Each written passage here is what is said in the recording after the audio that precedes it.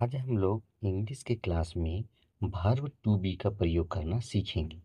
जब किसी हिंदी वाक्य से दृढ़ निश्चय या दृढ़ प्रतिज्ञा अर्थात स्ट्रॉन्ग डिटर्मिनेशन का बोध होता हो तो ऐसे सेंटेंस को जब हम इंग्लिश में ट्रांसलेट करेंगे तो वहाँ फर्स्ट पर्सन के साथ सेल और सेकंड तथा थर्ड पर्सन के साथ विल का प्रयोग होगा।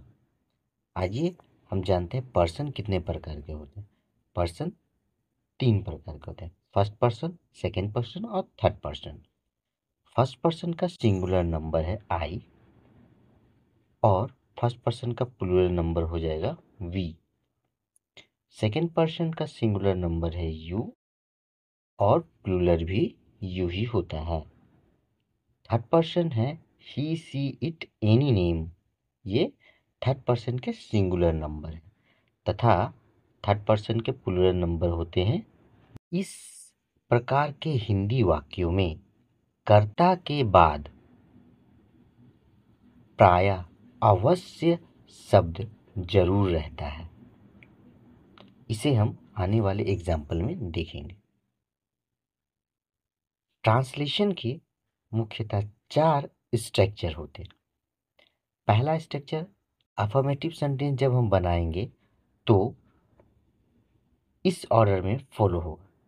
सबसे पहले हम सब्जेक्ट मेंशन करेंगे, उसके बाद सेल या विल जो लगाया जाए सेंटेंस के अनुसार वो लगेगा, प्लस बी और अंत में ऑब्जेक्ट को लिख दिया जाता है। अगर हम नेगेटिव वाक्य बनाते हैं तो नेगेटिव में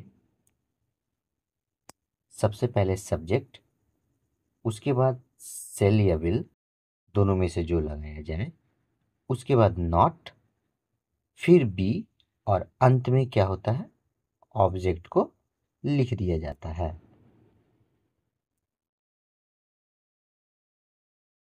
इंट्रोगेटिव में क्या होगा, सबसे पहले सेल या विल आएगा, उसके बाद सब्जेक्ट, फिर प्लस बी, उसके बाद प्लस ऑब्जेक्ट और अंत में क्या होगा, question mark. Interrogative plus negative, सबसे पहले shall oblique will plus subject, subject के बाद ही नकारात्मक वाक्य यानी नॉट, उसके बाद प्लस बी और अंत में ऑब्जेक्ट को लिख दिया जाता है। आइए अब हम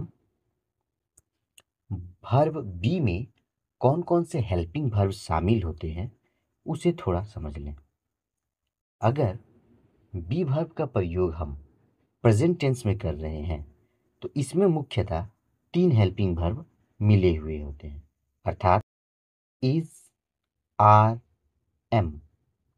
यदि प्रेजेंट टेंस में हम लोग बी का प्रयोग करें तो इसमें 3 हेल्पिंग वर्ब होंगे। ठीक इसी तरह यदि हम पास्ट टेंस में बी का प्रयोग करते हैं तो उसमें वॉज और वर 2 हेल्पिंग वर्ब मिलेंगे और फ्यूचर टेंस में विल और सेल, ये जितने भी हेल्पिंग वर्ब हैं ये सभी के सभी बी वर्ब में इंक्लूड होते हैं। इसीलिए हम जहाँ पे बी लगाते हैं वहाँ इज, आर, एम और वाज और वर का प्रयोग नहीं होता। लेकिन जब दृढ़ निश्चय या प्रतिज्ञा किसी भी सेंटेंस में हो तो वहाँ सेल और विल लगाया जाता है। लेकिन सेल और विल एक मॉडल वर्ब के जैसा भी काम करते हैं, एम भी अर्थात मॉडल वर्ब। अब आइए हम कुछ एग्जाम्पल देखते हैं। आइए हम लोग कुछ एग्जाम्पल देखते हैं जिसकी सहायता से हम बी वर्ब को और अच्छी तरह से समझ पाएंगे। तुम लोग अवश्य खुश रहोगे, यू शेल बी हैप्पी। मैं अवश्य उपस्थित रहूंगा, आई विल बी प्रेजेंट। आप अवश्य सफल होगे, you will be successful. Bharat अवश्य शक्तिशाली बनेगा, इंडिया शैल बी पावरफुल। वे लोग अवश्य खेलेंगे, दे विल बी प्ले। हम लोग अवश्य अमीर होंगे, वी विल बी रिच। हम ये तो अलग अलग सिर्फ असर्टिव सेंटेंस को बनाए हैं। हम चाहें तो एक ही हिंदी वाक्य से असर्टिव, नेगेटिव, इंट्रोगेटिव और इंट्रोगेटिव प्लस नेगेटिव सेंटेंस बना सकते हैं। जैसे मैं नीचे एक एग्जाम्पल देके समझा रहा हूँ और आप लोग आगे प्रैक्टिस कर सकते हैं। ये जो मैंने 6 असर्टिव सेंटेंस दिए हैं उसको ध्यान में रख के। पहला सेंटेंस है मैं अवश्य उपस्थित रहूंगा, आई विल बी प्रेजेंट। ये मेरा असर्टिव सेंटेंस हुआ। इसका नेगेटिव रूप होगा मैं उपस्थित नहीं रहूंगा, I will not be present. इसका इंट्रोगेटिव रूप होगा क्या मैं उपस्थित रहूंगा, विल आई बी प्रेजेंट। और इंट्रोगेटिव प्लस नेगेटिव क्या मैं उपस्थित नहीं रहूंगा, will I not be present.